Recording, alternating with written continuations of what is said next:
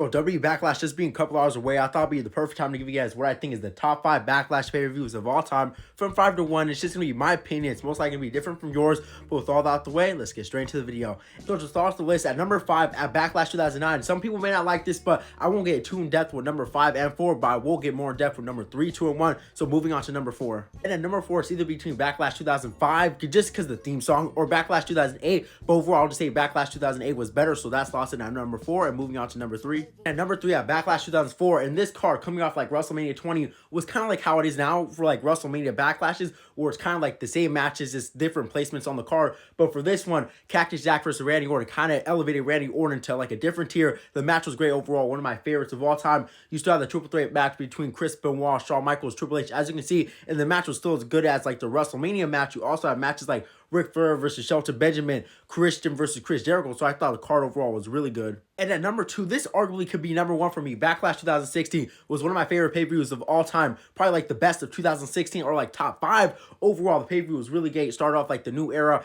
AJ Styles being Dean Ambrose was amazing. You had like Becky Lynch winning like that whole six-pack challenge, which I thought was great. You had Heath Slater and Rhino getting the tag team titles. Heath Slater doing it for his family, which was excellent. At Dolph Ziggler versus The Miz, which if you were watching at that time, you know it was hands down one of the best rivalries in 2016 as a whole. You still had Bray Wyatt versus Kane, which should have been Randy versus Bray, which would eventually lead Randy Orton join the Wyatt family in like their match at WrestleMania. And at number 1, we have Backlash 2007. I think we all saw this coming. Backlash 2007 has like the 2 best stipulation matches of all time, like one of the best ever.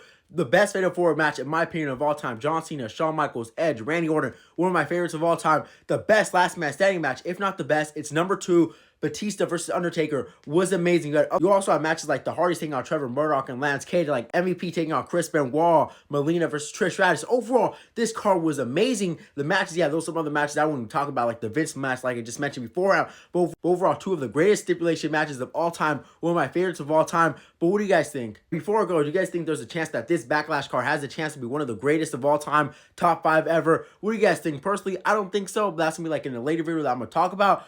I don't think this card has a chance to even be one of the greatest of all time, but maybe the crowd can carry it. But with all that out the way, it's been your boy Lancy. Peace out, and comment down below your top 5.